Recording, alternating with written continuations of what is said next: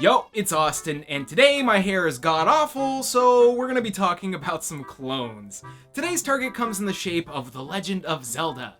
Again, but 3D, it's different. Now that Breath of the Wild has come out and completely changed the old 3D Zelda formula, I thought it would be a good time to take a look back. See what made Zelda so popular in the first place. The formula we all got used to for nearly 20 years. Except, I'm not gonna talk about Zelda, cause this is gonna be about the clones. So what defines a Zelda clone? Well, for 3D purposes, let's narrow this down to just a few things, keep it easy. We got A, third-person action-adventure game. Okay, I know that's like a lot of games, but hear me out. B, item or ability-based puzzle solving. So basically things that allow you to solve puzzles or get further, such as the Blue Tunic in Ocarina or the Gust Bellows in Skyward Sword. Is that still not enough? Okay then, C, it just gotta feel like Zelda. You know the feeling? The one of setting out on a great journey with a lot of character progression, memorable personalities, grand music, unique dungeons, and generally feeling more badass over time. Z targeting, super long tutorials. I'm sorry. Now before you start typing away about how terrible of a person I am, just know that I haven't forgotten certain games. There are just some that I wanted to specifically cover for this video, with other big ones I want to save for another time. And it's entirely possible that you're gonna disagree on what I classify as a clone, and hey, that's fine. Don't hit me. I mean, really, this should be called Legend of Mystical Ninja Goemon Clones, since Ocarina kinda did the same thing a year later, but whatever, man! Alright, we cool? Good. Today's first Zelda clone is Sphinx and the Cursed Mummy for the PS2 Xbox GameCube. For the PS2 one. So here's a weird one. Back in the early 2000s, Eurocom and THQ made a strange little game called Sphinx and the Cursed Mummy. It's not often a game is thrown at us made exclusively in deep ancient Egyptian mythology. I mean, some do exist, such as Ankh, Egypt, Egypt 2, and Egypt 3, but none so as intriguing as Sphinx, even though it's very Zelda. It's not entirely the same though. In fact, Sphinx does a lot of things that I actually really dig, but not right away. Let's explain. So if you've been paying attention and in fact know how to read, you'll notice that the title has "and the Cursed Mummy" as a part of it. Because yes, you have two characters to control. Sphinx is indeed a Sphinx, a demigod, and the Cursed Mummy is the mummified version of Tutankhamun, or Tut for short. Let's talk about that. You start out as Tut, good and alive, not quite yet donning the mummy status effect. His gameplay is straight up puzzle solving, man, moving crates and being a goofy loon. Then, well, turns out your brother Akhenaten is, surprise, the bad guy trademark, and you get fucking dead. Fucking dead! But it's thanks to Sphinx jumping in that you aren't completely super dead and were able to continue on. But now here's where the fun comes in. Being a mummy and all, Tut can take quite the beating. Instead of just making some generic puzzle-solving thing, they decided to use that to their advantage in the gameplay. So for example, let's say you need to light some fires in order to get something to move. Well, light yourself on fire and go for it. Bars too thin to squeeze through? Get squashed. I love the high attention to detail they gave Tut on his animations. Like, despite being dead as a doornail, he's quite lively. Very impressive, especially for the time. But you see, Sphinx and the Cursed Mummy has one fatal flaw. It's that you're only controlling Tut for like a third of the game, maybe? The rest you're controlling Sphinx, who kinda just looks like he belongs in Empire of the Sun.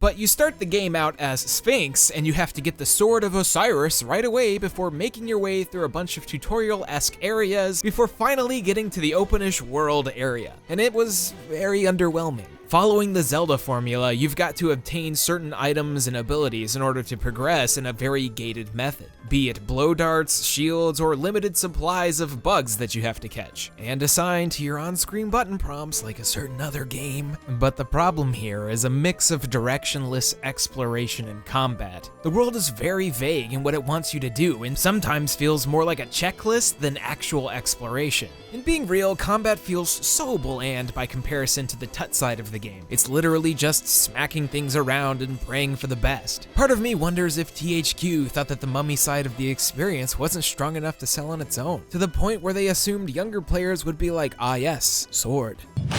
I stole that one from Strex. I don't know, some people might dig the entire experience, and it was well received for the time. Sphinx has a lot of character for sure, but sections without Tut just feel too basic. They kinda make me feel like this.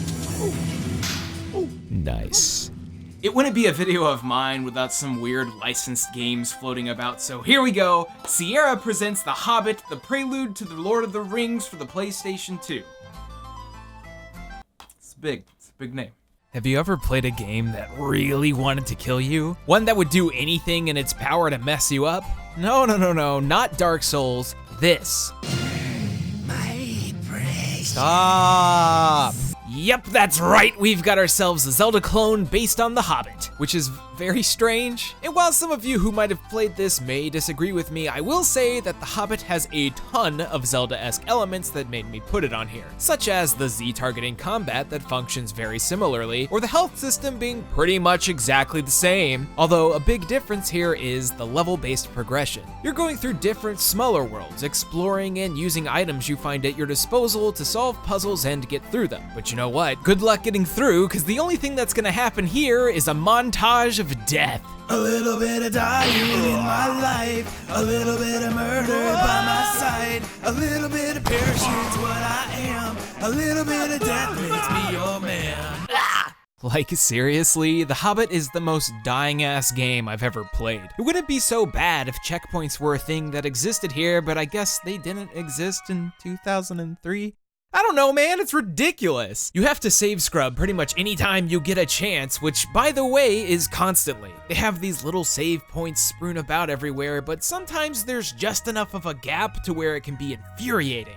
You'll even perish in the stupidest ways. There's a little mission in the first level where you have to sneak into a chicken coop, and if you're too loud, you get chased out. Then I was reset to my last save. Unbeknownst to me, it was the beginning of the game. Like, was I presumably murdered to death by chickens? When I first boot this shit up, I wasn't aware that I'd be nearly escaping the clutches of everything, but alas, I was mistaken. Fuck, that's some good design. I feel like this game only exists because the Peter Jackson films were picking up steam around the same time. I think that's pretty evident by the prelude to The Lord of the Rings smack dab in the fucking box. Like, dang. I'm sure you can tell, but it wasn't made by the same people who made the lovely Two Towers and Return of the King games. And that's most evident by the fact that combat is the worst. It was super hard and everything kept killing me. Well, that is until I figured out that I could just do this. So if combat's lame, what else is there? Well, you wouldn't be Bilbo Baggins if there weren't stealth missions. Come here, you nasty little rabbit. It looks tasty. What is it? They're, even worse. The Hobbit is clearly a subpar cash grab, kinda like the other Fellowship of the Ring game. But I gotta say, the Japanese version, Hobbit no Boken, Hajimari no Boken's cover art is pretty rad. Certainly better than ours. Alright, I'm in the mood for something good. Something that's not a licensed game that took the concept of the 3D Zelda formula and just ran with it. Girl, you know I'm talking about Darksiders. God, Darksiders is so rad, and its sequel, but we'll get to that in a bit. To neglect the substantial amount of 3D Zelda influence in Darksiders would be incredibly foolish. Darksiders exudes Zelda, but it also glows with its own strong personality. I mean, Vigil Games and THQ, hey, another one, decided to make a game based on the 4 Horsemen of the Apocalypse. Like, honestly, it's hard to get more badass than that.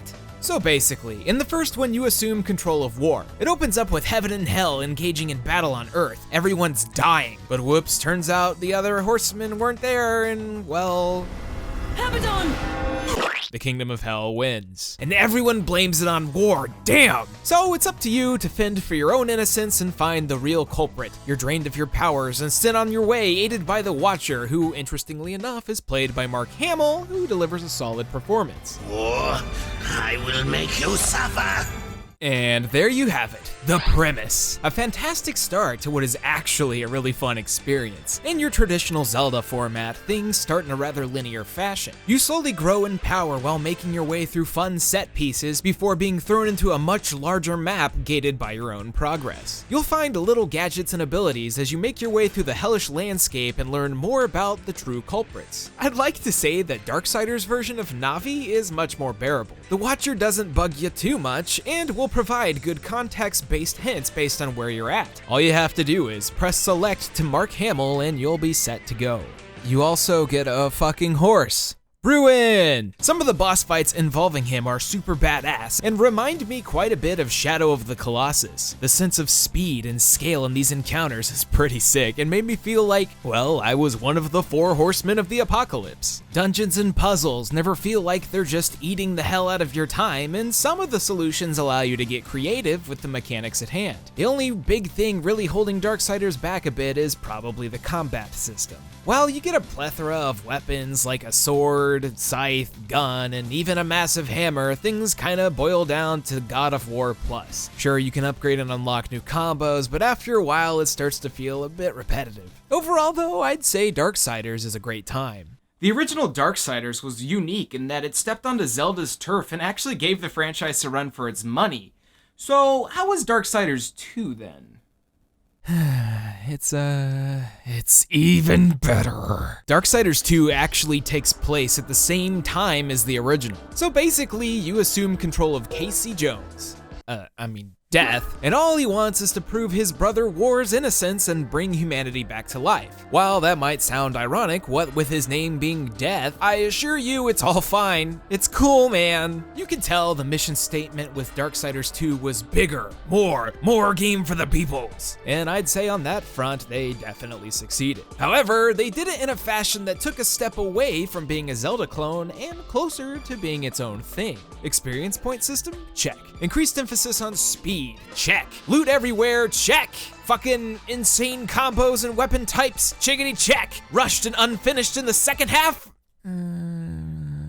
Check. Yeah, despite all the new and cool additions to the gameplay, Darksiders 2 had a bit of a rough time. It's not very evident in the first half, as all of the world seems very fleshed out. Each zone has a ton of hidden things, optional dungeons and bosses, loot strewn about, and is super interesting visually. NPCs are memorable and also weird. The world without humanity has brought out all of the strange ones. But there's more than one big map here. Once you pop into the land of the dead, everything feels so barren and spread out. Which I guess might be the point, but at least while playing even the Definitive Edition, it felt pretty rushed through. This was a game that came out while THQ was having trouble before being liquidated though, so maybe that had something to do with it. Oh, and Definitive, I love it. It's so good. Turning Darksiders into a crazy-ass loot fest with big-ass boss fights, in my opinion, was the right thing to do. You still retain all of the slower Zelda-esque puzzle solving, but with an increased emphasis on mobility. Going through dungeons, optional or not, feels great. Bosses can be stronger mobs or these huge encounters that require a bit of thinking.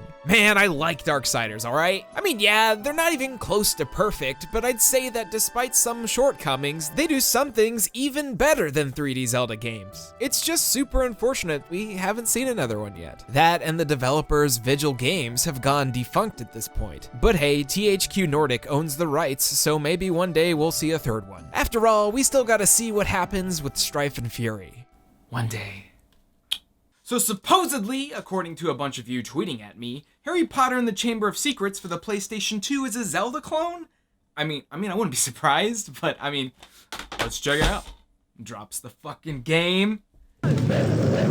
Ah, damn, what do you know? It kinda seems like it, don't it? Even though it runs pretty poorly. A bunch of you know Harry Potter, the story of the wild wizard boy wonder man being a cool guy. That's what Chambers of Secrets is about, yeah? We're collecting Birdie Bots, beans, chocolate frogs, and flexing our magic muscles, playing a round of tossing gnomes, fighting washing machines? I guess this is Harry Potter and also maybe a Zelda clone, but I guess I'll never find out because I use a backwards compatible PS3, and sometimes it doesn't like to play nice. Just as I was finally getting into it, Harry decided to open a door and never stop walking. I guess I beat the game. Thanks, PS3. You piece of shit. Alright, we've made it. The last Zelda clone. For this video, anyway. I've done some digging, and I found a little game called Dual Hearts for the PlayStation 2. Look, it's got Atlas on the cover. That means this should be good, right? Please, just leave me alone. I am tired of living. What the fuck is this? Why is everything so ugly? I'm usually not one to do this kind of thing, but okay, look, you guys make fun of my hair sometimes, but look at this, fuckboys. What is that? It looks like what my parents probably think of when I say the word anime. Not to mention this thing. It's a magical beast known as a Baku, but to me it looks more like the embodiment of everything I hate. I'm getting ahead of myself. Okay, so this is Rumble and this is Tumble. But fuck that, let's do Eruption and Strex. Not that I hate Strex, but okay, maybe a little. This is a Zelda clone, if not immediately evident by the whole everything on screen right now, including the context-sensitive buttons on the HUD, item-based progression, and an overworld leading to many smaller dungeon-type things. But what's the setup? Why should we care? What the fuck are we doing? It's actually kind of interesting. You're a treasure hunter searching for the legendary Dream Stone. And well, the method of doing that is by hopping into people's dreams, finding dream orbs, and getting deeper into this shrine. There's a day-night cycle, so you get to see the people of Sano Island have a daily schedule. Characters are fun, vivid, and live their lives. I mean, you've even got Santa Claus here as an entire level with some Iceman. It's strange. But let's rewind. You can't do anything unless you burst into someone's room, wait for them to fall asleep, and then go into their dreams without consent. That's the No, it's fine. Whatever. Let's just flick the suspension of disbelief switch back on and keep going. It can't be that bad. I mean, after all, it's got a bit of a weird charm to it if you look past the whole gaudy thing. There's so much more to the game here, like the puzzle solving, and the combat. God damn it, this is the worst. Yeah, combat just kinda exists. There's hardly any fluidity to the combos or anything. I mean, you can get better at it by leveling up weapons, but the grind is just too much. And it's not like it even affects the rest of the experience. Take, for example, this boss here. I kinda just gotta wait for him to shoot things at me to stun him before doing damage. And it takes forever. There was no challenge here, but just waiting, and more waiting. Even going through the dungeons is a huge pain. Imagine trying to solve puzzles in a Zelda game only to have monsters respawn in the middle of it. Like, once you've cleared out a room that's typically supposed to be it until you come back. But no, Dual Hearts doesn't give a fuck about your feelings. It's very frustrating. I've got to say though that the soundtrack and sound design are pretty inoffensive. I mean, it's PS2 era Atlas after all, and everything just kind of works. Each dream is vastly different from one another, some being more interesting than others. Like this girl wants to run a theme park, so you can enter her dream and do little mini games. Or you can enter this little doggo's dream where it becomes a stealth mission, and why is it just superimposed over the entire screen? What's going on? You'll get weapon and item upgrades that allow you to go back to dreams and find things you couldn't before and solve puzzles that might have stumped you since the progression is mostly non-linear. Thankfully, it's not super slow. Like, you don't get a horse, but instead you can ride Tumble. Excuse me? Okay, what the hell was that? Really? For every jump, you get this one sample they recorded. They couldn't be asked to do more, instead they come up with that. What even was that anyway? How do you make that? It was kind of like an I'm not proud of that. You know, sometimes a pristine developer makes a mistake. But in this case, you got Matrix Software, the developers of the amazing Alundra, putting out Alundra 2 and Dual Hearts. What happened, guys? Look at how slow the boxes move. Why am I creeping on children sleeping? Why can I kick Strex? Why is Santa Claus so sad?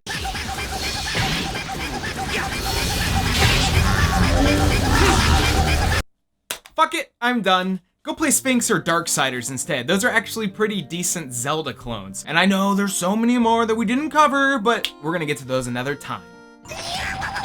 Stuff it, Strex!